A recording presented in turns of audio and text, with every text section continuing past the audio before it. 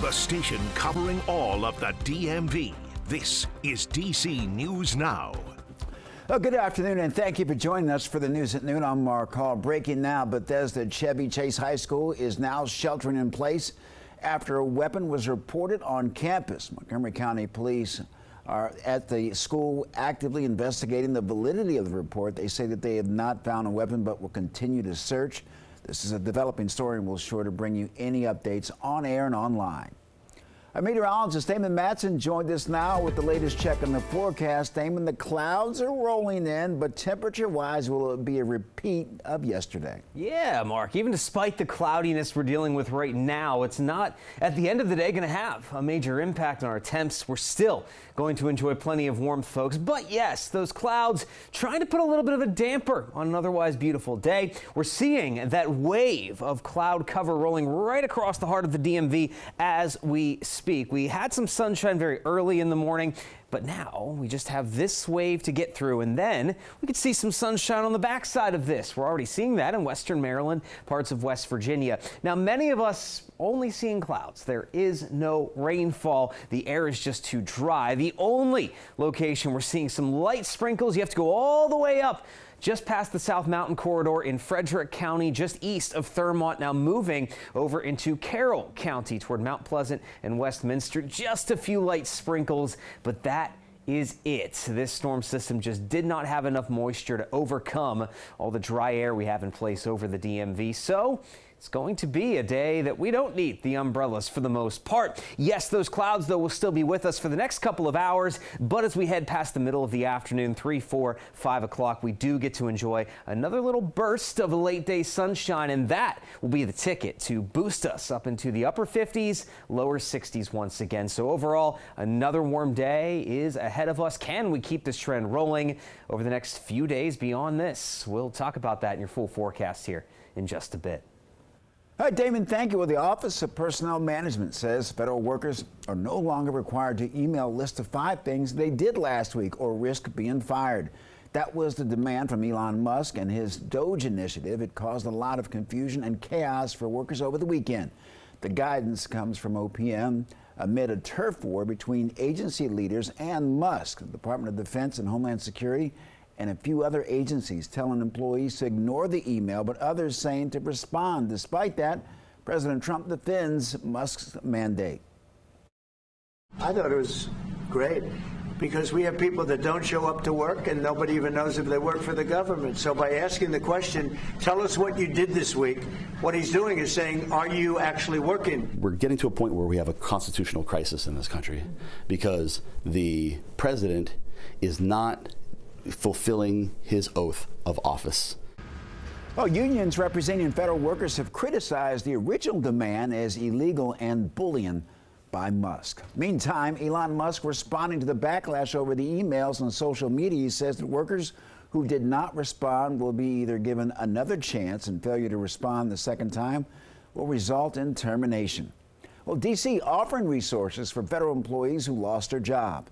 Unemployment insurance provides temporary financial assistance. To qualify for benefits, you have to live in D.C. or worked in D.C. The district's Office of Unemployment Compensation is offering information on how to apply for benefits. Well, there are now new state leaders hoping to help the newly fired federal workers in Virginia. Governor Glenn Youngkin sharing some new resources, including touting tens of thousands of jobs he says are available right now. DC News Now's Daniel Hamburg has a reaction from workers in Northern Virginia now faced with uncertainty. There are opportunities in Virginia, and we want to help you find them to build the next chapter of your careers. It's a next chapter thousands of federal workers didn't ask for as the Trump administration continues to make cuts. Our federal workforce is not at fault here.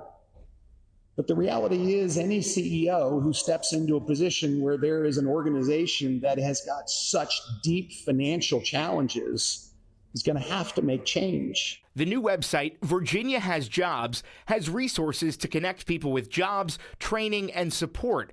Youngkin says there are 250,000 open jobs, 100,000 of those in Northern Virginia. These people aren't looking for a website. They're looking to have their jobs back. They're looking to have the ability to pay their mortgage and their car payment. State Senate Majority Leader Scott Survelt blames Youngkin for the predicament workers are in. He's been in denial about what's happening across the river for the last 2 months since inauguration, and he continues to defend this administration instead of standing up for his constituents. Fired workers, especially those with specific skill sets, say it won't be easy finding a new job. I would like him to tell me where I should get a job that will pay me what I was making so I can pay my mortgage and stay in the state of Virginia and not have to move back to the Midwest because I love it here.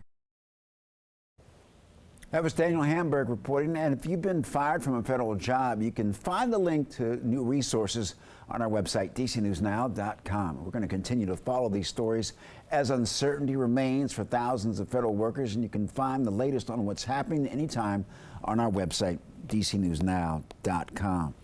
Vatican says the Pope's health is showing slight improvement.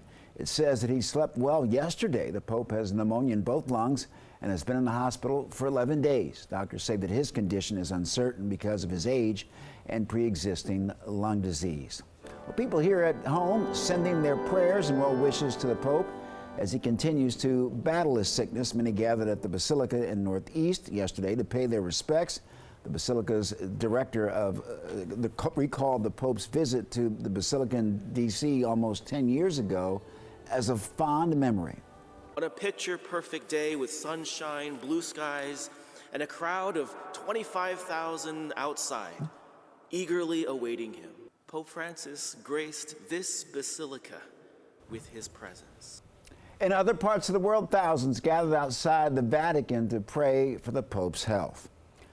In the district, police are investigating the shooting in Northeast. It happened around 6 last night. Police found a man who'd been shot on Staples Street. The victim was taken to the hospital. No word on his condition. If you have any information, you're asked to contact police. A Virginia teenager and her 3-month-old son have been found. This is 15-year-old Jasmine Paris Renee Griffin and her son Kyrie. They were reported missing from their home on Eisenhower Circle in Woodbridge Saturday night. But again, police gave the update that they were found safe last night. One update to a story we brought you yesterday out of Anne Arundel County, Maryland. Investigation continues about a cyber incident that impacted public services. County buildings will be back open to the public today, and residents are encouraged to contact departments to determine their operation status before visiting, as some services may be limited. Senior activity centers will be open. All department recreation and park amenities, including regional parks, will also be open. Telework eligible employees are encouraged, due to potential internet connectivity issues, to continue to work remotely using Google or internet-based systems. Well, Maryland lawmakers weigh in a contested issue: should schools of all levels be able to sell contraception? A bill allowing those sales just happens to advance out of the State House. DC News Now's Jean-Marie Sissay spoke to parents about how they feel. Right now in Maryland, it's illegal to sell condoms and other forms of birth control in school vending machines. Now, what this bill would do is remove that penalty and allow contraceptives to be sold in all school levels. I would hope that we would focus our resources on places where kids need them. Some parents believe the idea of having access to school vending machines selling contraception is okay, but not for all grades. I think for vending machines in high school, sure. I mean, those kids, they can get those products walking into a drugstore or whatever. I mean, I don't think that's so much of an issue. I don't know that it's necessary in the lower schools. Recently, the Maryland House of Delegates advanced a bill that would reverse the penalty of selling contraception in school vending machines. And if it passes in the Senate, it will allow nursery, elementary, middle, and high schools the choice to sell contraception to students. Other than, kids buying them to use them as water balloons, I don't know that there's a need for them, in the lower schools. Delegate Nicole Williams, who sponsored the bill, told DC News Now in a statement, this bill is about decriminalizing access to birth control. But some don't agree. We had an amendment on the House floor to limit it to high schools, and it was rejected. This is just a step too far. Parents don't send their kids to school to have them learn about condoms when they're 4, 5, and 6. And then when they start to read in 3rd grade, it certainly opens up some uncomfortable conversations. Now, the bill was passed in the Maryland House and will move forward to the Senate for a vote. For now, reporting in Montgomery County, I'm Jean-Marie Sissay, DC News Now. Jan-Marie, thank you. Well, the district is facing a shortage of crossing guards. DC's Department of Transportation oversees the crossing guard program. DDOT director said that there are currently 180 crossing guards around the district, where there are 38 vacancies. Part of the reason for the shortage, roughly 40% of applicants fail a mandatory drug test.